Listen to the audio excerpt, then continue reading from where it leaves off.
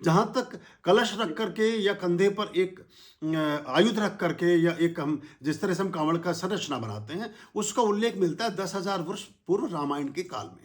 रामायण काल में जब दशरथ जाते हैं आखेट के लिए, तो आपने प्रसंग देखा होगा कि हिरण के वो शब्दभेदी बाण के संधाता थे।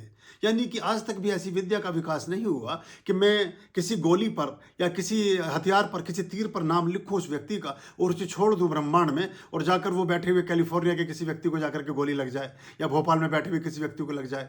लेकिन उस समय ऐसी विद्या दशरथ को आती थी। उसके बाद पृथ्वीराज चौहान उसमें पारंगत रहे, शब्दभेदी बाण में, जी। अभी 400 साल, 300 साढ़े 300 साल पहले।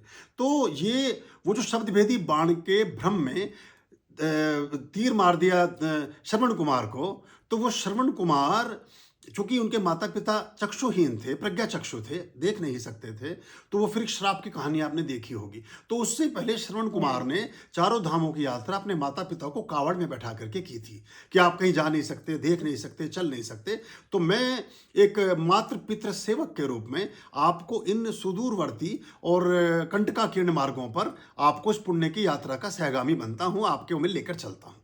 सही अर्थ तो वो था। लेकिन हम अगर अपने माता पिता के प्रति सदाशयता से नहीं भरे हैं, अगर हम माता पिता के प्रति बहुत अहोभाव से नहीं भरे हैं, धन्यवाद और कृतज्ञता से हम नहीं भरे हैं, और ऊपरी आवरण के रूप में हम कुछ प्रकल्पों को चुन लेते हैं, तो ये भी सच्चा अध्यात्म नहीं है। हम अपने जो माँ बाप, जो भगवान गणेश जी की भी का भी वर्णन आपने सुना होगा कि उन्होंने कहा कि पूरी दुनिया की परिक्रमा करो, माता पिता की परिक्रमा करके खड़े हो गए, वो गणनायक बने, सभी गणों में सबसे अधिपति बने, सबसे पहले उनकी पूजा होती है। तो हम कांवड़ के संदर्भों को भी देखें, लेकिन ये भी देखें कि कांवड़ की जो परंपरा थी वो माता पिता को तीर्थाटन कराने से भी उसका संदर्भ रहा है।